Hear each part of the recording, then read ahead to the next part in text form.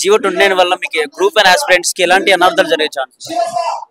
Group Jio 29 అనేది ఒకటే అన్న. ఫస్ట్ ఆఫ్ ఆల్ జియో 55 ఉండే, టీఆర్ఎస్ గవర్నమెంట్ ఉన్నప్పుడు జియో 55 ఉండే. ఆ జియో 55 ని తీసేసి జియో 29 తీసుకొచ్చింది కాంగ్రెస్ ప్రభుత్వం. అయితే ఇప్పుడు జియో 29 ఏంటంటే, జియో 55 ఏంటంటే రిజర్వేషన్స్ ని ప్రిలిమ్స్ లో గ్రూప్ 1 ప్రిలిమ్స్ లో రిజర్వేషన్స్ అప్లై చేసింది. జియో 29 ఏంటంటే కంప్లీట్లీ గ్రూప్ 1 ప్రిలిమ్స్ మీద రిజర్వేషన్ కి సంబంధించినది. సో గ్రూప్ 1 లో ఏమైందంటే prelims exam, mains exam, interview అనేది ఉంటుంది. సో ఈ ప్రిలిమ్స్ ఎగ్జామ్స్ లో ఏమైందనంటే మనకు మెరిట్ క్యాండిడేట్స్ లో వచ్చిన ఎస్సీ ఎస్టీ బీసీలను మెరిట్ లా కన్సిడర్ చేయకుండా వాళ్ళని రిజర్వ్డ్ క్యాండిడేట్స్ లా కన్సిడర్ చేయడం వల్ల ఈ ఎన్నికలు ఉన్న మెరిట్ క్యాండిడేట్స్ ఎవరైతే ఎస్సీ ఎస్టీ బీసీలు వాళ్ళకి రిజర్వేషన్స్ రావాలో వాళ్ళు రిజర్వేషన్స్ లేక నష్టపోయినారు.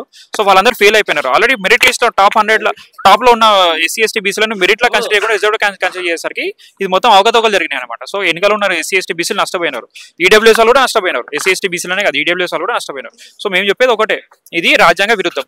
రాహుల్ గాంధీ గారేమో రాజ్యాంగాన్ని కాపాడాలి, మేము రాజ్యాంగాన్ని కాపాడతామని చెప్పేసి దేశం మొత్తం తిరిగి కర్ణాటకలో, తెలంగాణలో నిరుద్యోగులు వాళ్ళను నిలబెట్టారు. కానీ ఇప్పుడు వీళ్ళేం చేస్తున్నారు, అధికారంలోకి వచ్చిన తర్వాత ఈ ముఖ్యమంత్రులు అదే రాజ్యాంగాన్ని తూట్లు పొడుస్తున్నారు వీళ్ళు రిజర్వేషన్ చేసి. సో దీని మీద మేము హైకోర్టులో కేసులు వేసినాం, సుప్రీంకోర్టు దాకా కూడా పోయినాం. సో మాకు హైకోర్టులో న్యాయం దొరుకుతుంది. న్యాయం దొరకకపోతే మేము సుప్రీంకోర్టు కూడా పోవడానికి రెడీ ఉన్నాం, ఆల్రెడీ పోయినాము.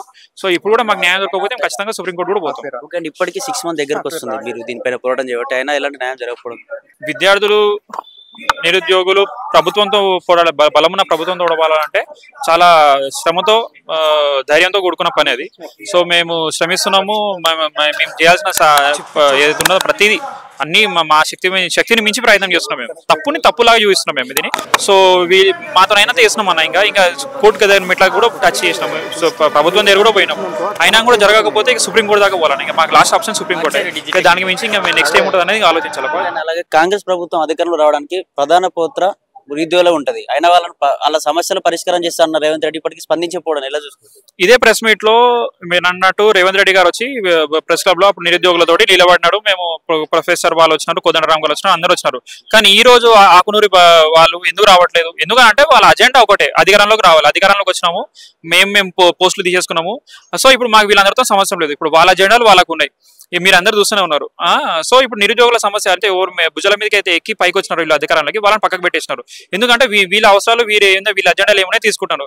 బట్ ఆ నిరుద్యోగుల సమస్య ఎక్కడైతే ఉన్నదో అది అక్కడనే ఉండిపోయింది అది. సో ఇప్పుడు మళ్ళీ ప్రతిపక్షాలు వచ్చి అప్పుడు వీళ్ళు ప్రతిపక్షం ఉన్నప్పుడు మాకు సపోర్ట్ చేస్తారు. ఇప్పుడు వీళ్ళు ప్రతిపక్షం ఉన్నప్పుడు మాకు కనీసం అట్లీస్ట్ వాయిస్ ఇచ్చినా కూడా సరే ఇది ప్రతిపక్ష ప్రేరేపిస్తున్నారు దీనికి అని చెప్పేసి మళ్ళీ మా మీద బురద జల్లడానికి ప్రయత్నం చేస్తున్నారు. సో దీన్ని మాత్రం ఖచ్చితంగా మేము అందరము వ్యతిరేకంగా ఉన్నాము, దీని అందరం ఖండిస్తున్నాము. అప్పుడు ఏదైతే మీరు సపోర్ట్ చేస్తున్నారో మీరు అన్న మాట నిలుపుకోవాలి. రిజర్వేషన్స్ ని రాహుల్ గాంధీ గారు అన్నట్టు రిజర్వేషన్స్ ని కాపాడాలి, రాజ్యాంగాన్ని కాపాడాలని కోరుకుంటున్నాము.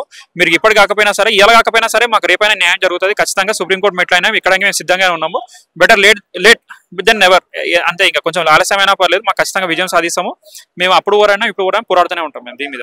మీరు ఎన్ని పోరాటాలు చేస్తున్నారు, అయినా న్యాయం జరగకపోతే నెక్స్ట్ కార్యాచరణ ఎలా ఉండదు? ఇంకా ఏం లేదన్న. ఇంకా మేము అప్పుడు ఇక ఇంతకు ముందు కాంగ్రెస్ ప్రభుత్వాన్ని దింపేసి ఇప్పుడు ఆల్రెడీ బస్ యాత్ర ఒకటి ప్లాన్ చేసినాము, పాదయాత్ర ఒకటి ప్లాన్ చేసినాము. మళ్ళీ ఇప్పుడు ఏమంటారు లోకల్ బాడీ ఎలక్షన్స్ ఉన్నాయి, పంచాయతీ ఎలక్షన్స్ ఉన్నాయి కాబట్టి అందులో పోయి ప్రచారం చేస్తాము. ప్రభుత్వాన్ని దింపుతాము, మళ్ళీ ఇంకొక ప్రభుత్వాన్ని ఎన్నుకుంటాము. మాకు సపోర్ట్ చేసి మాకు న్యాయం చేసే ప్రభుత్వాన్ని ఎన్నుకుంటాము. ఇక దెబ్బకు దెబ్బనే కొట్టాల్సిందే, దాన్ని కూడా మేము సిద్ధంగానే ఉన్నాము.